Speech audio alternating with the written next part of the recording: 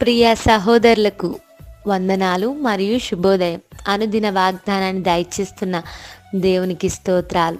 నేటి వాగ్దానము ఇర్మియా గ్రంథం 31 అధ్యాయం 16వ వచనం.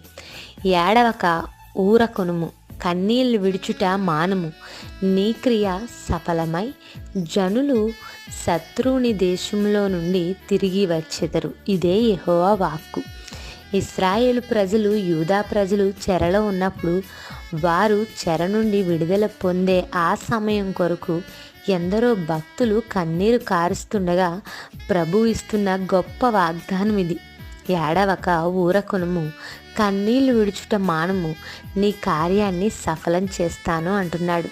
ఏ కార్యం కొరకు ఎదురు చూస్తున్నామో, కన్నీళ్లు విడుస్తున్నావో, బాధపడుతున్నావో, నా దగ్గరికి వచ్చి మొర్ర పెడుతున్నావో దానికి నేను సమాధానం ఇస్తాను అని దేవుడు మాట్లాడుతున్నాడు. చాలామంది కష్ట పరిస్థితులను బట్టి, సమస్యలతో నిండిన జీవితాన్ని బట్టి చాలా ఏడుస్తారు.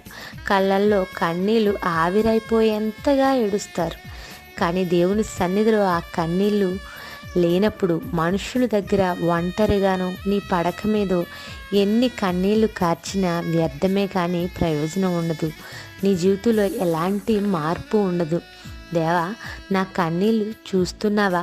నా కన్నీళ్ళు వెనక బాధ నువ్వు అర్థం చేసుకుంటున్నావా అని ప్రార్థించి చూడు, మొర్రపెట్టి ప్రయత్నించు. అప్పుడు నీ కన్నీటికి దేవుడు జవాబిస్తాడు. అప్పుడు నీ కన్నీటికి విలువ ఉంటుంది. మనుషుల దగ్గర ఎన్ని వందల చుక్కల కన్నీళ్లు కార్చినా ఏ ప్రయోజనం ఉండదు. కానీ ప్రభు పాదాల దగ్గర ఏడ్చినప్పుడు ఆయన నీకు సమాధానం ఇస్తాడు. నా బుడ్డిలో నీ కన్నీళ్లు దాచిపెట్టాను అని ప్రభు చెప్తున్నాడు. ఈరోజు మన బ్రతుకుల్లో కన్నీళ్ళు ఉన్నాయి. మనకున్న భయాలను బట్టి, ఆందోళన బట్టి, భవిష్యత్తును బట్టి, పరిష్కారం దొరకని సమస్యలను బట్టి మనకు కన్నీళ్ళు వస్తూ ఉంటాయి. అయితే హన్న తన భర్త దగ్గర ఏడ్చినప్పుడు తనకు ఫలితం దొరకలేదు. ఒంటరిగా చాలాసార్లు ఏడ్చుంటుంది, కానీ సమాధానం లేదు. కానీ దేవుని దగ్గర ఏడ్చినప్పుడు ఆమెకు జవాబు దొరికింది. హిజ్కియా కన్నీళ్లు విడిచి ప్రార్థించినప్పుడు దేవుడు చూశాడు. అతని ప్రార్థనకు సమాధానాన్ని ఇచ్చాడు. తన కన్నీళ్లను తుడిచాడు.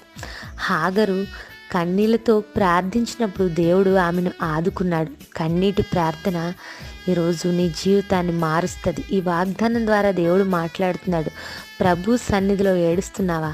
ఊరకొనము, నీ క్రియ సఫలం చేయు గొప్ప దేవుడు నీకున్నాడు. ప్రార్థన. కృపగల మా తండ్రి, నీ ఘననామానికి స్తోత్రాలు. మాతో మాట్లాడిన మాటలను బట్టి స్తోత్రాలు.